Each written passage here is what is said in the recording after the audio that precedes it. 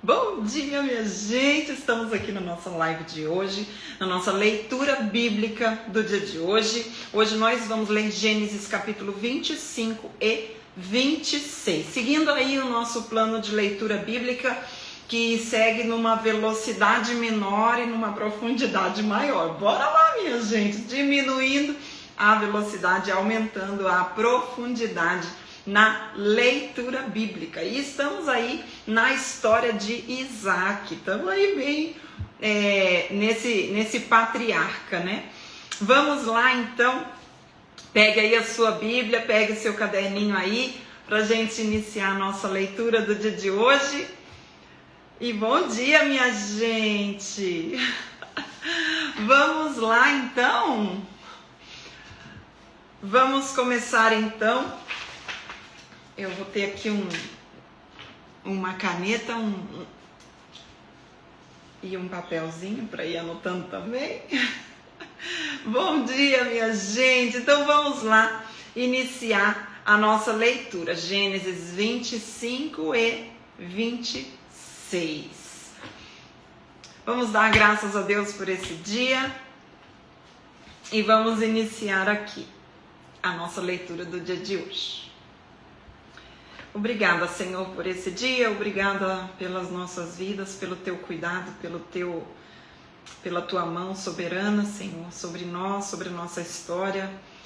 E nós queremos entregar a ti esse tempo, Senhor, este momento, para que o teu nome venha a ser conhecido, para que o teu nome venha a ser exaltado, Senhor, e diante deste nome, Senhor, nós possamos nos encontrar, Pai, nos encontrar em ti, Pai, para a honra e glória do Senhor, Paizinho, em nome de Jesus. Amém, minha gente. Então, bora lá, né? Nós estamos aqui em Gênesis, no capítulo 25. E vamos ver o que acontece, né? Estamos aí numa história, meu Deus, gente.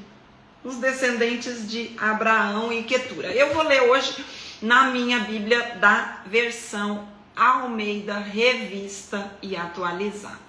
Tá, gente? Almeida Revista e Atualizada.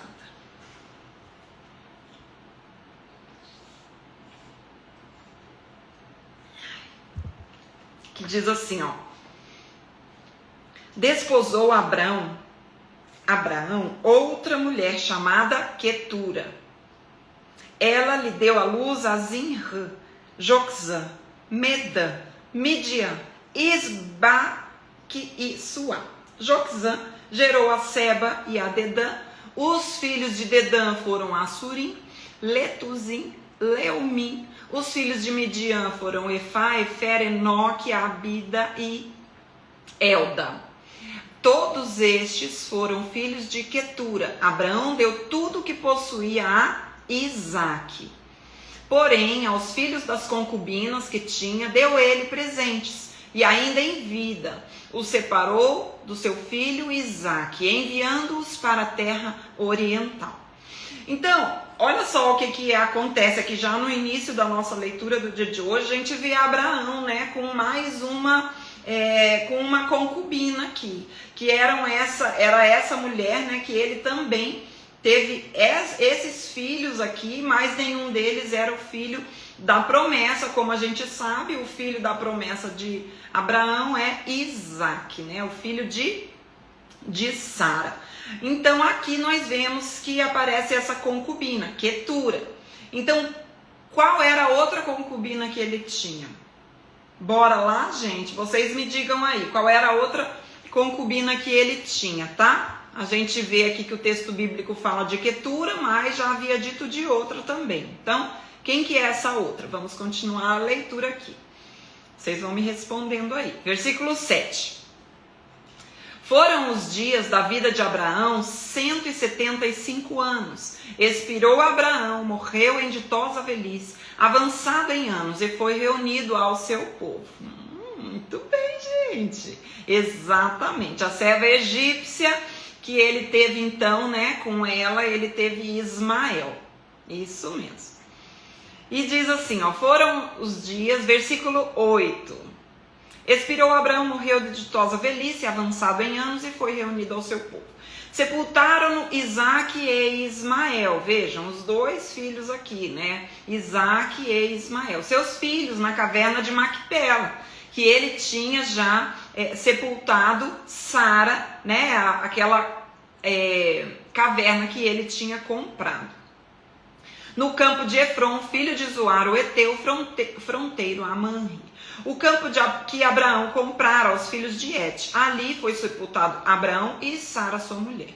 Depois da morte de Abraão, Deus abençoou a Isaque, seu filho.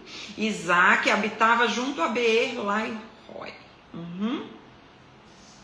São estas as gerações de Ismael, filho de Abraão, que Agar, egípcia, serva de Sara, lhe deu à luz. E os filhos de Ismael, pelos seus nomes, segundo o seu nascimento. O primogênito de Ismael foi Nebaiote, depois Quedar, Abidel, Mibissão, Misma, Dumá, Massá, Haddad, Tema, Getur, Nafis, Quedemá. São estes os filhos de Ismael, e estes os seus nomes pelas suas vilas e pelos seus acampamentos. 12 príncipes dos seus povos, e os anos da vida de Ismael foram 137. E morreu e foi reunido ao seu povo. Habitaram desde Avilá até Sur, que olha para o Egito, como quem vai para a Síria. Ele se estabeleceu fronteiro a todos os seus irmãos. Então a gente vê aqui, né, que Deus cumpre também com Ismael os 12 príncipes que ele já tinha dito. Então a gente vê aqui que os ismaelitas, eles vão dar origem aos povos árabes. Depois eu vou colocar um post aqui explicando sobre isso. E eles vão estar em conflito com o povo de Israel, né? E a gente vê esse conflito aí até os dias de hoje. Vamos lá agora para os descendentes de Isaque. Os descendentes de Isaque, diz assim: são estas as gerações de Isaque, filho de Abraão. Esse sim, né? O filho da promessa. Era Isaque de 40 anos quando tomou por esposa a Rebeca, que nós já vimos, né? Na história aí. Filha de Betuel, o arameu, de Padã-Arã, e irmã de Labão, o arameu. Isaque orou ao Senhor por sua mulher, porque ela era estéril. Olha que coisa interessante. E o Senhor lhe ouviu as orações, e Rebeca, sua mulher, concebeu mais uma mulher na linhagem, né, do Messias aí, que também não era estéril. Então nós vimos Sara, agora nós estamos vendo Rebeca. Ao contrário de Sara, que era estéril, ofereceu a Agar, a sua serva, né? Aqui não. A gente vê que Isaque aqui ele age diferente. O texto bíblico fala justamente que ele orou ao Senhor, né? Eles oraram. E aqui dura, depois de 20 anos, é que Rebeca fica então grávida. Tá bom, gente? Então diz assim: e Rebeca, sua mulher, concebeu depois de 20 anos. Os filhos lutavam no ventre dela. E então disse: se é assim, por que vivo eu? E consultou ao Senhor. Respondeu-lhe o Senhor: 2 nações há no seu ventre, 2 povos nascidos de ti se dividirão. Um povo será mais forte que o outro, e o mais velho servirá ao mais moço.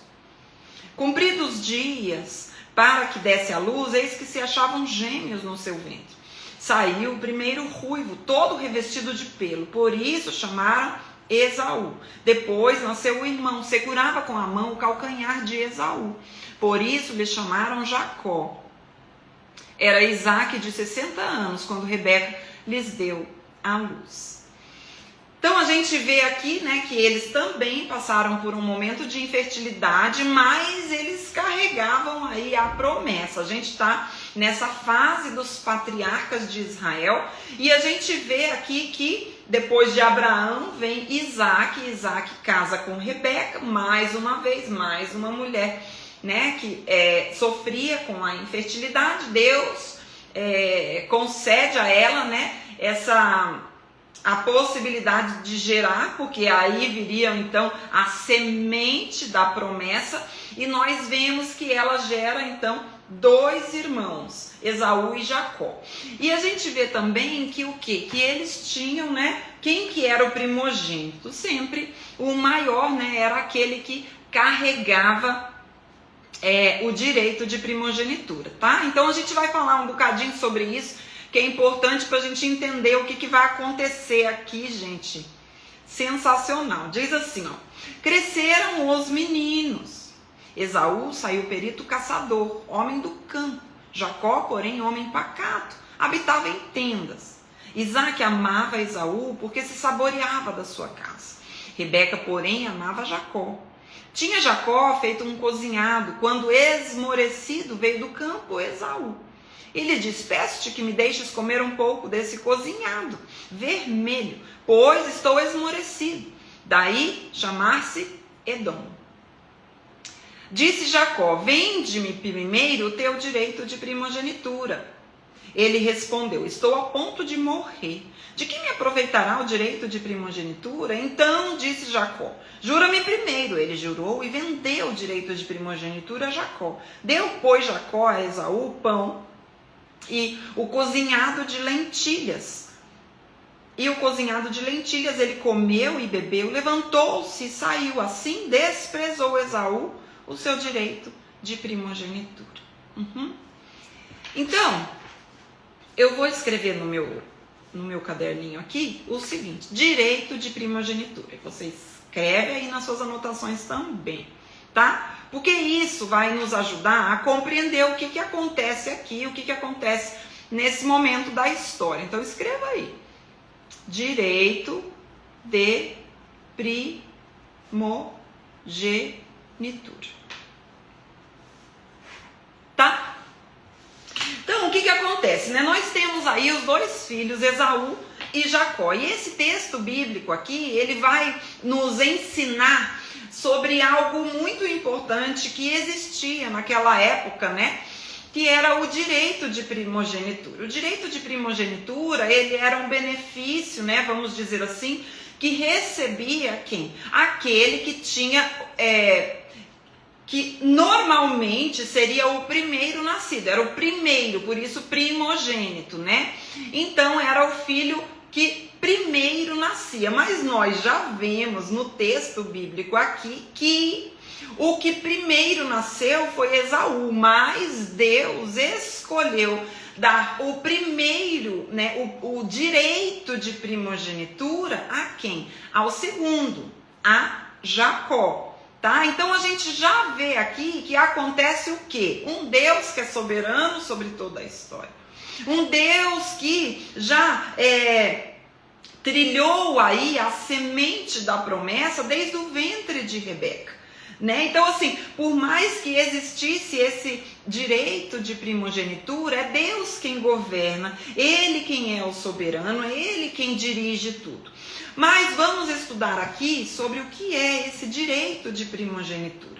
Para isso, vamos para Deuteronômio, no capítulo, anote aí, Deuteronômio 21, verso 17. Então, escreva aí, Deuteronômio 21, verso 17. Vamos lá.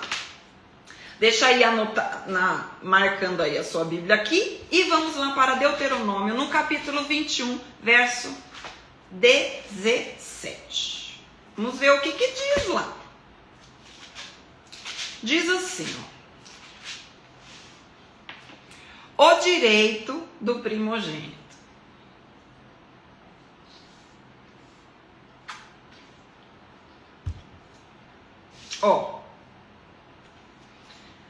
Eu vou ler a partir do versículo 15, tá bom? Você deixa anotado aí verso 17, mas eu vou ler a partir do 15. Diz assim, por quê? Porque existia, né, um benefício, um direito para o filho primogênito.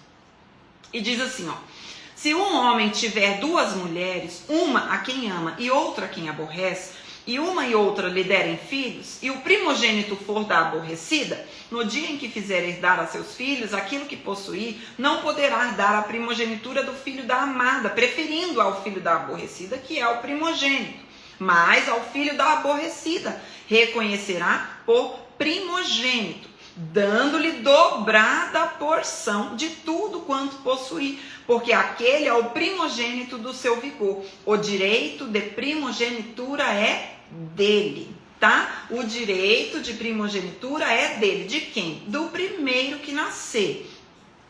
Mas, diante disso e diante do que nós vamos ler daqui para frente, a gente vai perceber que há possibilidade daquele primogênito perder esse direito por algumas razões. Nós vamos ver mais para frente isso daí com outro filho primogênito que também perde o seu direito.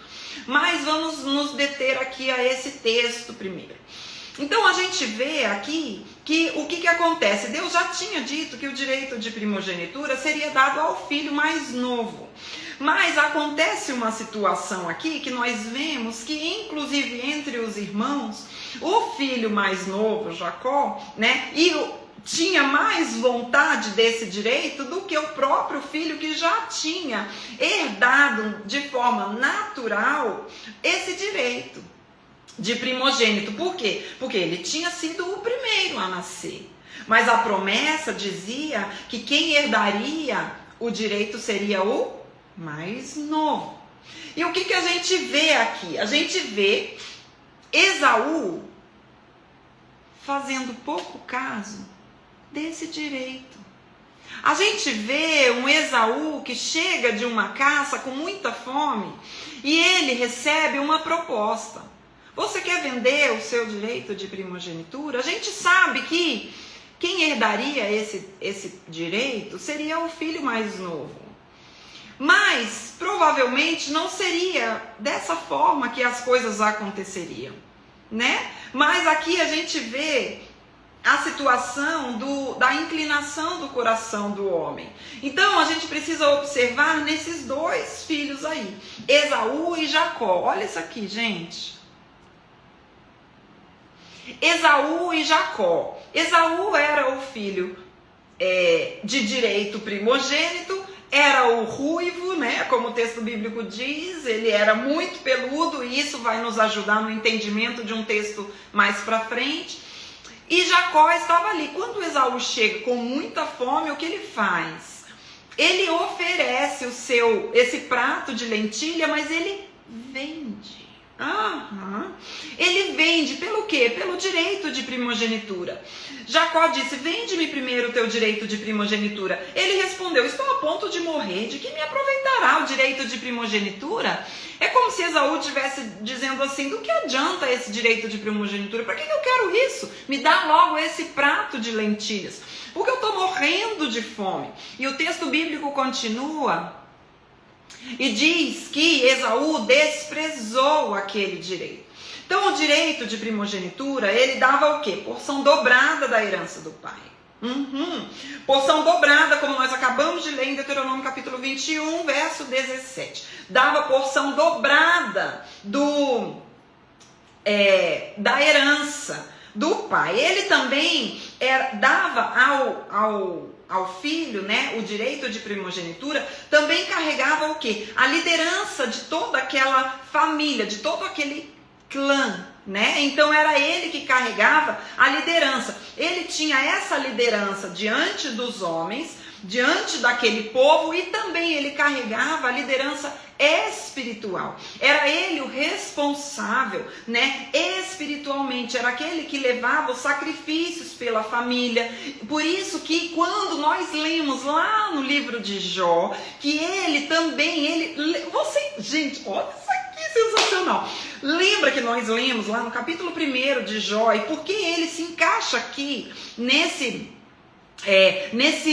momento da época, nesse bloco, né, como nós estamos fazendo aqui, dos patriarcas? Por quê? Porque ele também era o responsável pelos sacrifícios, lembra? Então, o que era? Era uma liderança espiritual que ele tinha. Ele tinha a liderança do clã diante da sociedade, e ele também tinha uma liderança espiritual. E além disso tudo, o mais importante é que dentro desse patriarcado aqui, né, era ele quem o direito de primogenitura dava. Então, além da herança dobrada, além da liderança diante do clã, né, do povo, além da liderança espiritual, era aquele que tinha, que carregava a semente da promessa. Então, era aquele que continuava o nome do Pai. Então, ele carregava a promessa.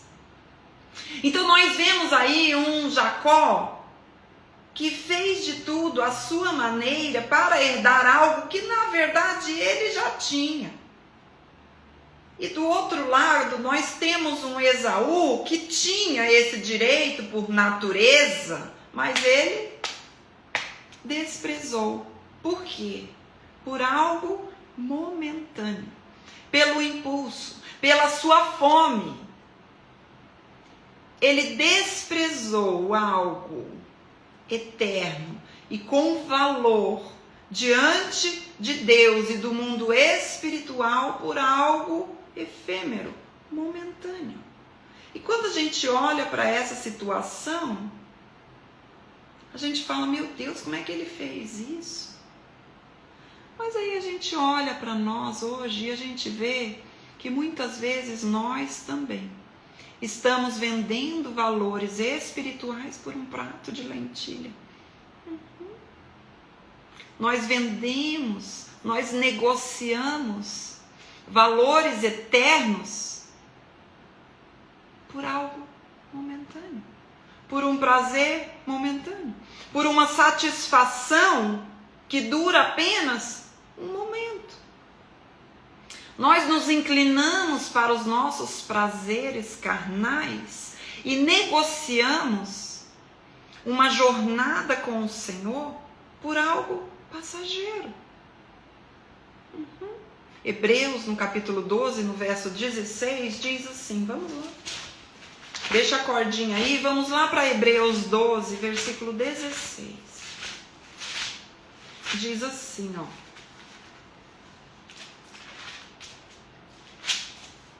Olha.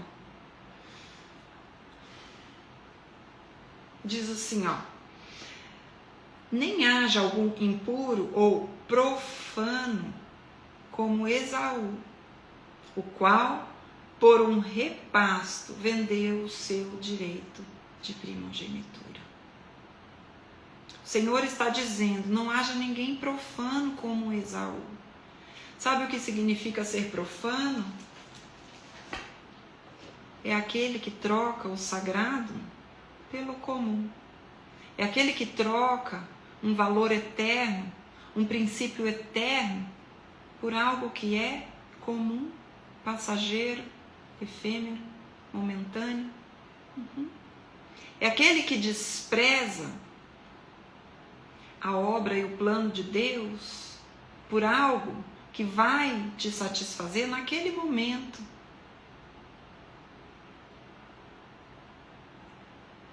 E o mais sério disso é que existe muito Esaú hoje. Existe muito Esaú que está vivendo disso aqui, que está abrindo mão daquilo que Deus entregou, da herança que o Senhor entregou. Vamos lá para 1 Pedro, capítulo 1. Vamos lá comigo, versículo 4. Diz assim, ó. Meu Deus, gente. Essa aqui já é a primeira cereja de hoje, tá? Primeira cereja de hoje. 1 Pedro, capítulo 1, verso 4. Abre lá comigo e já anote aí essa cerejinha do dia de hoje.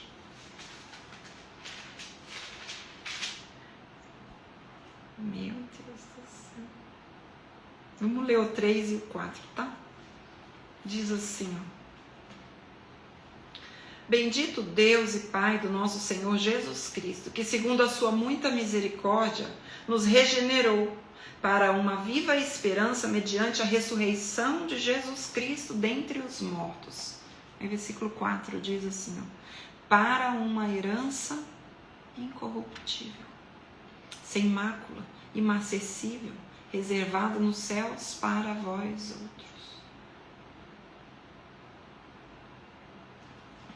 Assim como o direito de primogenitura dava a aquele que recebia o direito, uma herança, diante da família, diante do seu clã, espiritualmente falando, era o nome que ele carregava.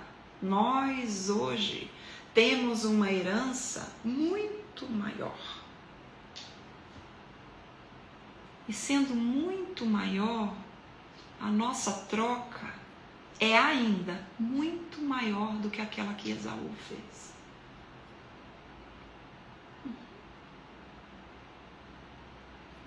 Porque o Jesus, ele já veio.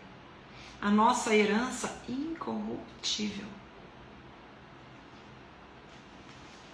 Assim como ele tinha a possibilidade dessa herança, nós temos em Cristo. E temos trocado os benefícios dessa herança, da comunhão com o Senhor, do Cristo que ressuscitou, por situações momentâneas, por prazeres carnais. Estamos abrindo mão do nosso tempo com o Senhor, por quê?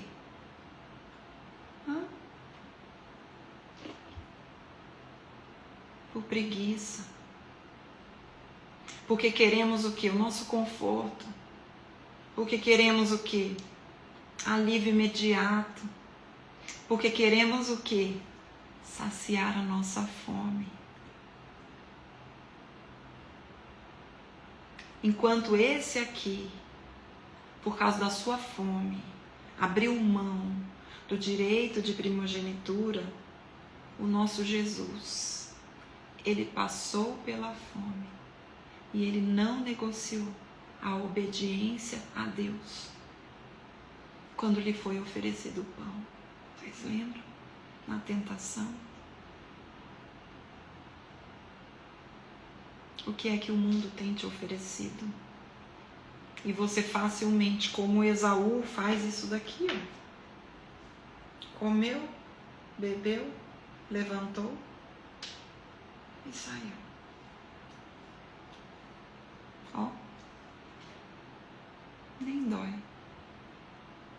Você troca os prazeres, você troca os seus princípios, você troca os seus princípios e valores celestiais, você troca aquilo que é sagrado, você troca aquilo que você tem construído com o Senhor, por causa do quê? Por causa de prazeres momentâneos, carnais. Aí você faz como Esaú, come, bebe, levanta e sai. E assim desprezou Esaú o direito de primogenitura. Hoje não vivemos debaixo desse contexto de um direito de primogenitura, mas nós vivemos diante de um contexto muito maior, onde nos foi dada uma herança incorruptível.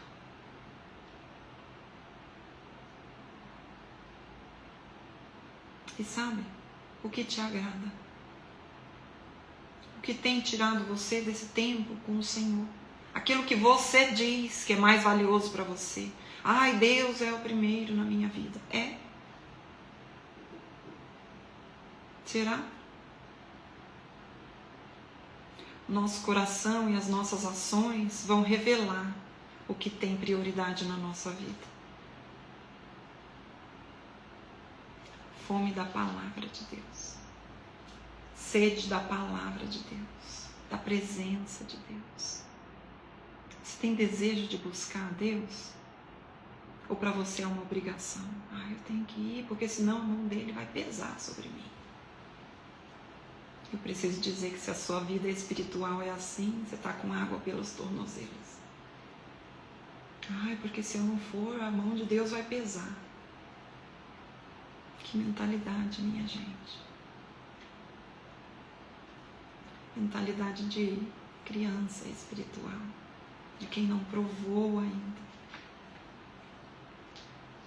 Mas amém se você está começando. É assim mesmo, continua. O problema não é em quem está começando e crê dessa forma, não. O problema é em quem já está há anos e anos, mas continua crendo dessa forma. É aí que está o problema.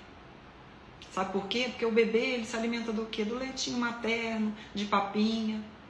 Agora, se eu vejo um adulto se alimentando de papinha, tem algum problema. Tem algum problema, né? Então a gente tem que respeitar os processos na nossa vida. E agora eu preciso ver, será que eu também estou agindo como Esaú?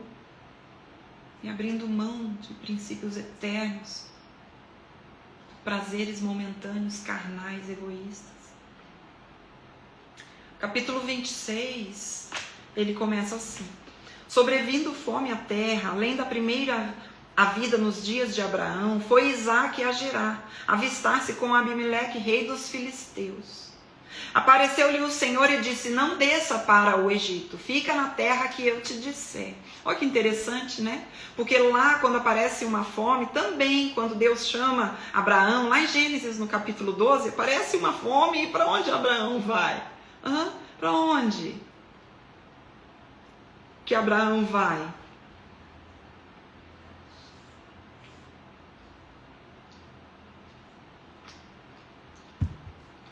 Vocês lembram?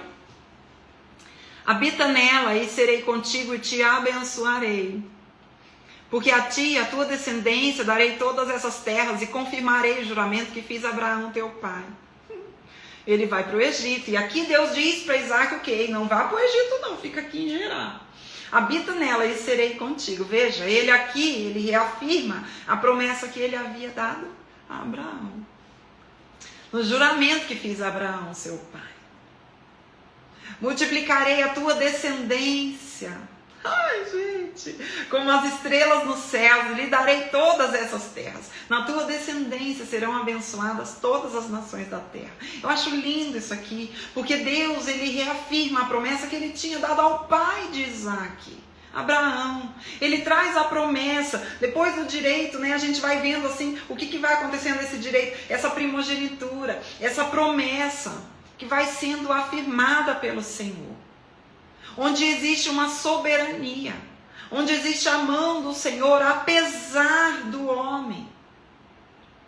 Olha, então ele diz isso daqui, tudo aquilo que ele já havia dito. Ó, Gênesis 22, no versículo, aqui 17, quando ele afirma para Abraão, lá no versículo 16, 17 e 18, Gênesis 22, diz assim, ó: e disse, jurei por mim mesmo, diz o Senhor, porquanto fizeste isso e não me negaste o teu único filho, que deveras te abençoarei, certamente multiplicarei a tua descendência como as estrelas nos céus, como a areia na praia do mar, a tua descendência possuirá a cidade dos seus inimigos, nela serão benditas todas as nações da terra, porquanto obedeceste a minha voz. Veja, olha isso aqui.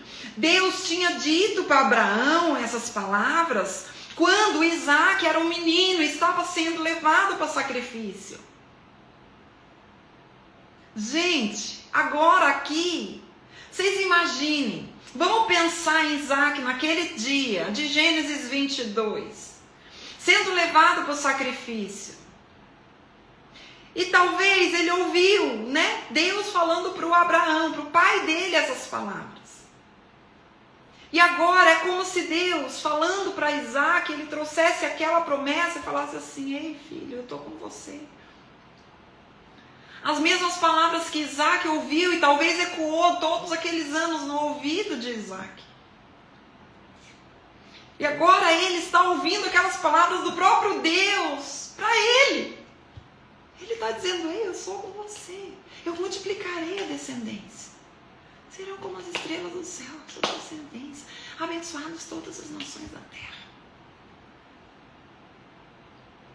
Porque Abraão obedeceu a minha palavra e guardou os meus mandamentos, os meus preceitos, os meus estatutos, as minhas leis.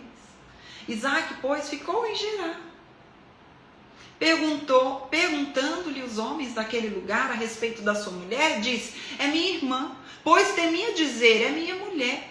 Para que, se dizia ele consigo os homens no lugar, não me matem por amor de Rebeca, porque era formosa de aparência. O que ele está fazendo? Ele está fazendo o mesmo erro do seu pai Abraão. O mesmo erro. Ora, tendo Isaac permanecido ali por muito tempo, Abimeleque, rei dos filisteus, olhando da janela, viu que Isaac acariciava Rebeca, sua mulher. Então Abimeleque chamou a Isaac e lhe disse: é evidente que ela é tua esposa. Como, pois, disseste a minha irmã? Respondeu-lhe Isaac: porque eu dizia para que eu não morra por causa dela. Mesma coisa que o pai falou. Disse Abimeleque: que é isso que nos fizeste? Facilmente algum do povo teria abusado da tua mulher, e tu atraído sobre nós grave delito. E deu este ordem a todo o povo: qualquer que tocar a este homem ou a sua mulher certamente morrerá. Semeou Isaac naquela terra, e no mesmo ano recolheu 100 por 1, porque o Senhor o abençoava. Enriqueceu-se o homem, prosperou, ficou riquíssimo. Possuía ovelhas e bois e grande número de servos, de maneira que os filisteus lhe tinham inveja. Então ele cresceu muito. Ele ficou muito rico naquela terra.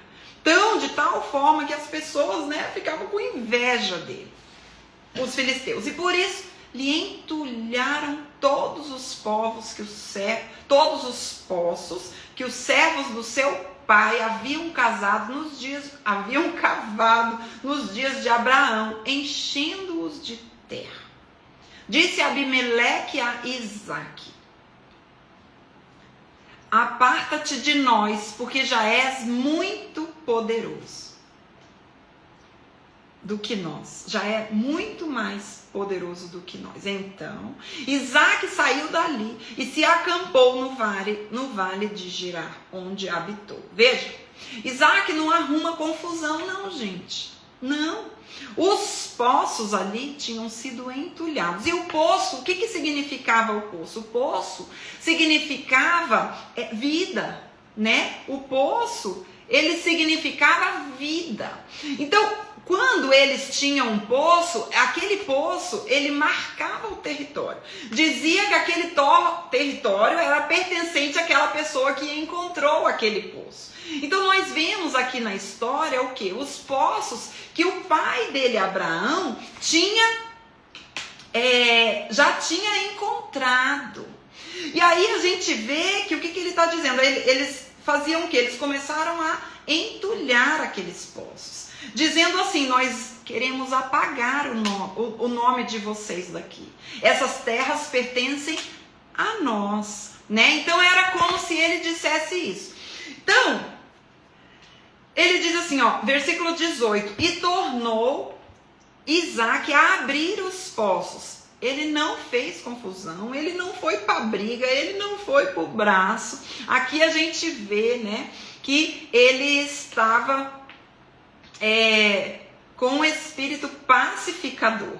Então diz assim: e tornou Isaac a abrir os poços que se cavaram nos dias de Abraão, seu pai, porque os filisteus o haviam entulhado depois da morte de Abraão. E lhes deu os mesmos nomes que o seu pai lhe havia posto. Cavaram os servos de Isaac no vale e acharam um poço de água nascente. Mas os pastores de Gerar contenderam com os pastores de Isaac, dizendo: essa água é nossa. Por isso chamou o poço de Ezeque, porque contenderam com ele. Então cavaram outro poço, e também por causa desse contenderam.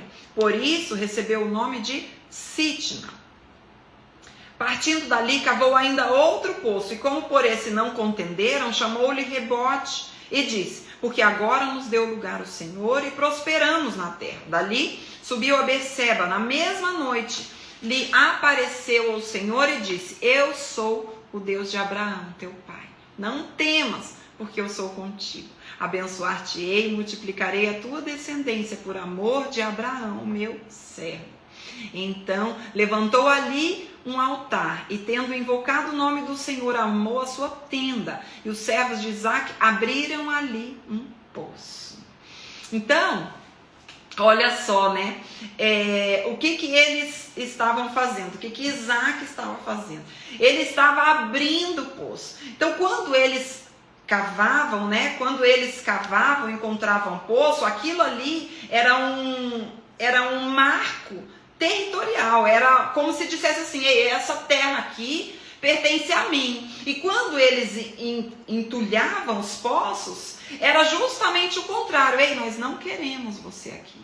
Nós vamos apagar o seu nome deste lugar. Porque o poço, ele falava sobre vida, né? Num lugar deserto, o poço era a vida. Então eles estão dizendo assim, nós não queremos a vida de vocês aqui. Nós não queremos vocês aqui. Então, eles queriam que justamente apagar o nome de Isaac, né? O nome de Abraão daquele lugar. Porque eles tinham inveja. Porque eles tinham inveja. Então o versículo 26 diz assim, ó, de Gerar foram ter com ele Abimeleque, né, que é aquele lá de Gênesis que aparece lá em Gênesis no capítulo 21, vamos lá. Gênesis 21, vai lá comigo.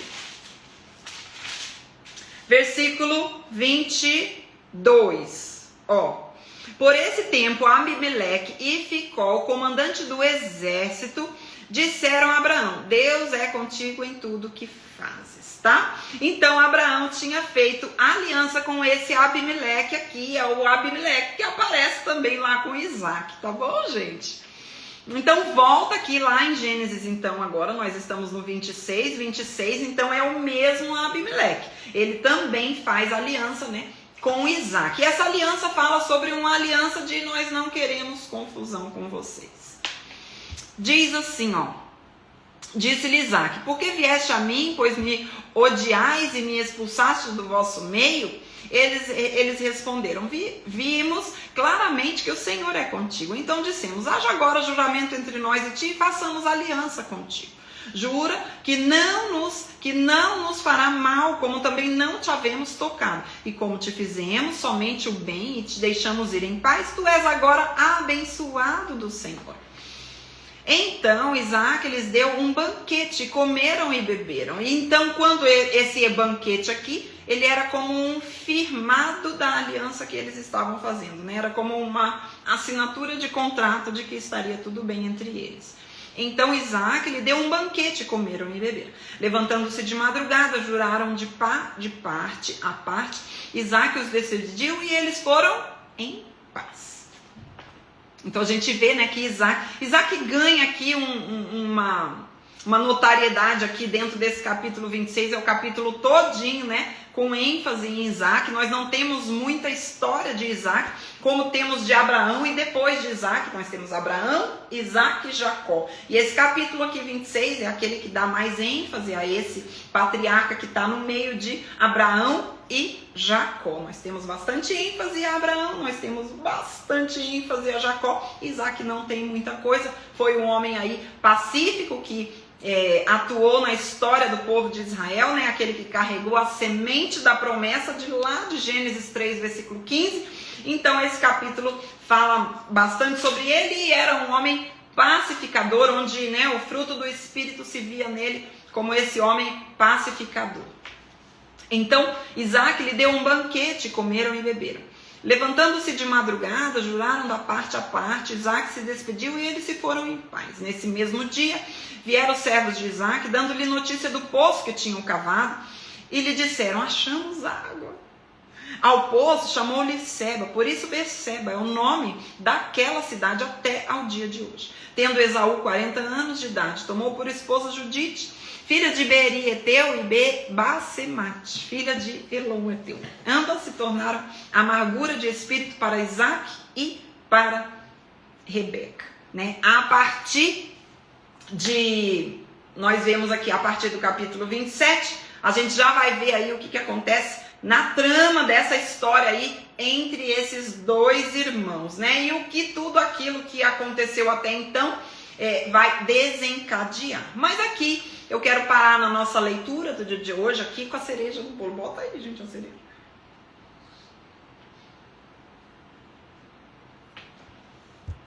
Então, quando nós vemos isso daqui, a gente vê que essa história toda, né, esse capítulo 26 aqui, a gente deu ênfase ali a esse direito de primogenitura, a esse benefício do direito de primogenitura que acontecia, né, naquela época. Depois, aqui no capítulo 26, a gente viu sobre a aliança de Isaac com Abimeleque. Nós vemos também Isaac na obediência, o Senhor falando com Isaac. E nós temos aqui a história desses poços aqui, né? Como Isaac, de uma forma pacífica, ele vai abrindo esses poços e os filisteus vão entulhando esses poços. E a gente vê que, apesar desses poços aqui, né, eles trazerem vida, eles precisavam ser abertos para que a vida fluísse. E nós vemos então, e a cereja do bolo que eu quero compartilhar no dia de hoje, é que nós temos a história dos poços que se repetem muito na história bíblica. E eu quero nos transportar para um outro poço que foi um marco em toda a história, que é o poço que aparece lá em Gênesis, ou em João, no capítulo 4. Então, anote aí. João, no capítulo 4. Sabe, porque como nós vimos, eles cavavam naquela época, dentro daquela cultura, na falta de água, eles cavavam para a subsistência, para que eles pudessem permanecer por mais tempo num lugar, eles precisavam do quê? Do poço. Eles precisavam da água, a água é vida. Então, se eles não tinham água, não tinham vida, eles não podiam se firmar em lugar algum.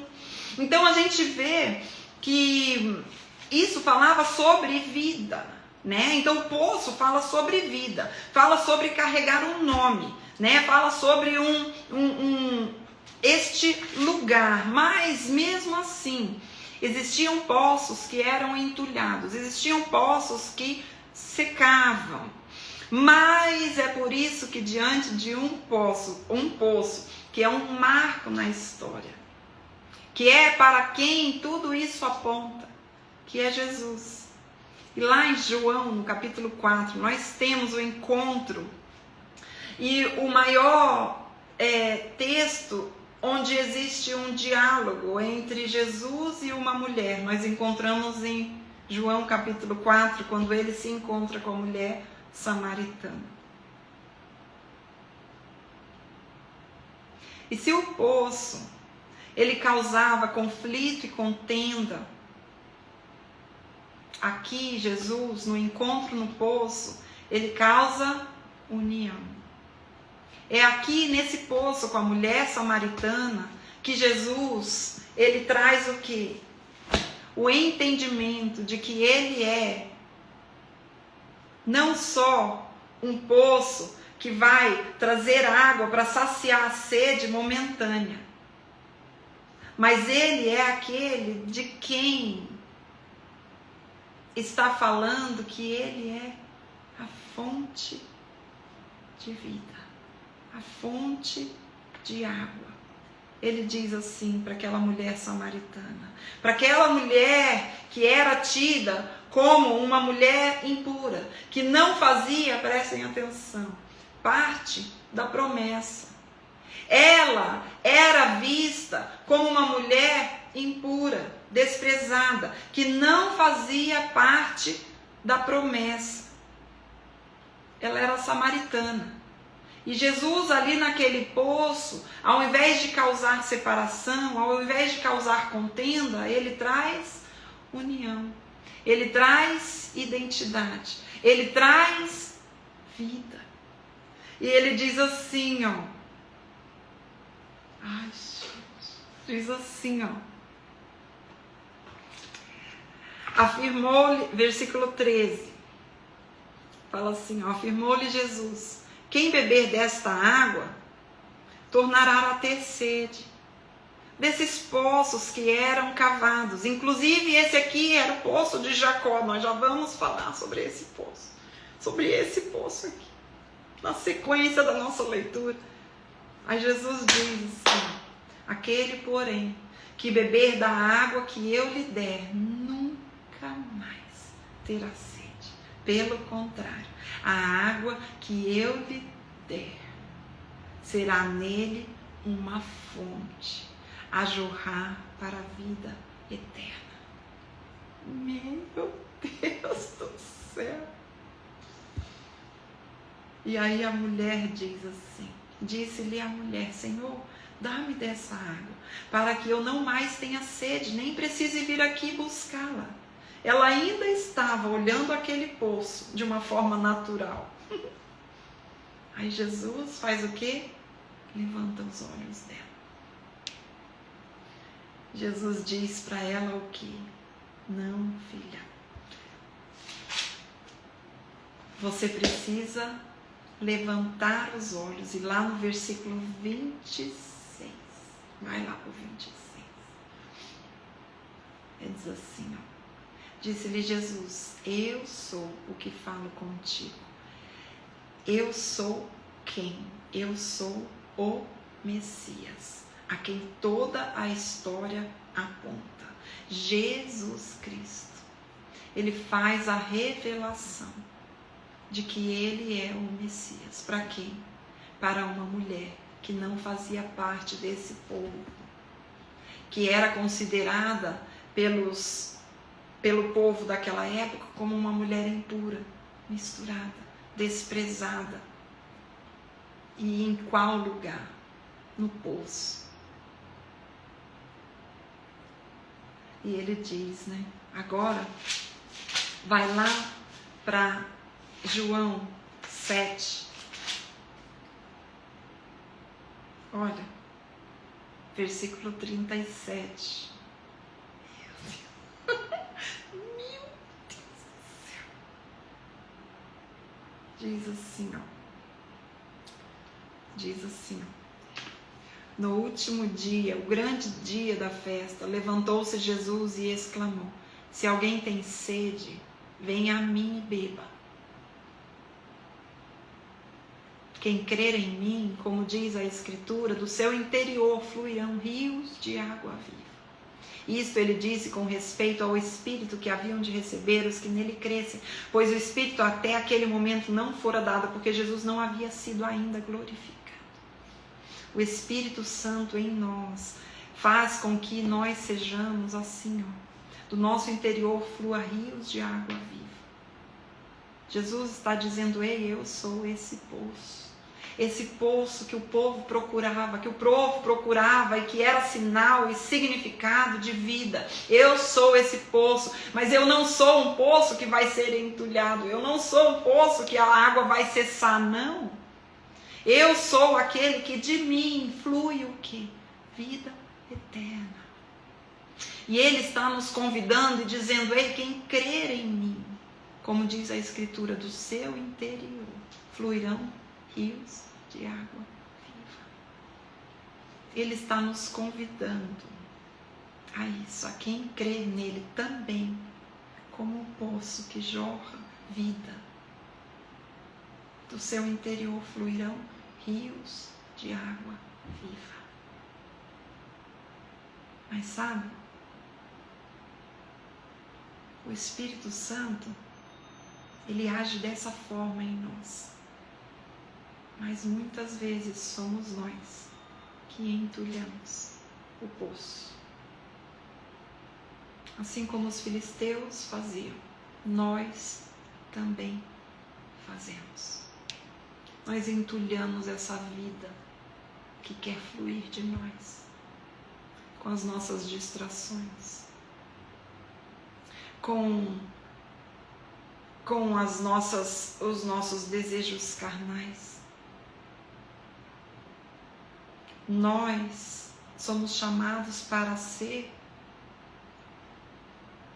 poço também, poço que flui vida para quem está ao nosso redor. Não a partir de nós, mas a partir do Espírito Santo em nós. E sendo isso, e sendo esse poço, e esse Espírito Santo em nós transbordando vida para todos aqueles que estão ao nosso redor, muitas vezes nós não estamos cumprindo aquilo que o Senhor tem nos chamado. Sabe por quê? Porque nós mesmos somos responsáveis por entulhar esse poço. Eu não sei o que tem impedido da vida fluir através de você. se você tem fluído essa vida, se você tem permitido com que essa vida, esse Espírito Santo flua através de você. Mas só você e Deus sabem, né? E talvez o Senhor nos trouxe aqui para a gente refletir. Se há algo, seja algo do passado, que não tem permitido com que você viva o teu presente hoje, fluindo vida, fluindo essa água, ser fonte de vida. Sabe por quê? Porque em Cristo, no encontro com Cristo, em Cristo, nós não somos mais sedentos, porque nós nos saciamos nele. E a partir de sermos satisfeitas nele, saciadas nele, nós podemos ser vida para o outro. Nós podemos gerar vida no outro, a partir do Espírito Santo de Deus. Então, o que tem entulhado? O quê? Quais são, às vezes, situações do passado, medos, traumas, têm entulhado esse poço de vida que quer fluir através de nós? Medos, traumas do passado, situações que acontecem, que aconteceram, ansiedades, pecados ocultos, pecados que você acha que você está no controle, que não vai ter problema, pecados de que você pensa assim, todo mundo faz, não tem problema. Tem entulhado o poço de vida, a água que quer fluir, que quer transbordar. E a gente está lá presa, fazendo o quê? A mesma coisa que os filisteus faziam. É a mesma coisa. Sabe, e o Senhor, dentro das nossas dores e sofrimentos do passado, ao invés da gente entulhar aquele poço e deixar ele fechado e guardado num espaço do nosso coração, o Senhor nos chama para fluir vida daquele lugar. Como? Sendo testemunha, dando testemunho e ajudando outras pessoas que ainda não conhecem o Deus que você conhece a sair deste lugar, e ajudando outras pessoas que ainda não se saciaram dessa água de vida, ajudando outras pessoas que ainda não se encontraram com o Senhor, que é a fonte de vida no poço, como você já encontrou. O Senhor nos chama a ser testemunha, não para entulhar o poço. Como é que eu vou fluir? Como é que a água vai fluir daquele lugar da minha vida que eu guardo aqui fechado? Sabe como? É testemunhando, é trazendo vida para outras pessoas que ainda não tiveram encontro com este Messias revelado. Nós somos essas pessoas que fazem parte da família de Deus para anunciar o Evangelho. É na sua dor, no seu sofrimento, que Deus quer levar você muitas vezes para anunciar o Evangelho, para testemunhar aquilo que Deus fez na sua vida. Hoje é dia de desentulhar. Hoje é dia de deixar aqui, a vida fluir.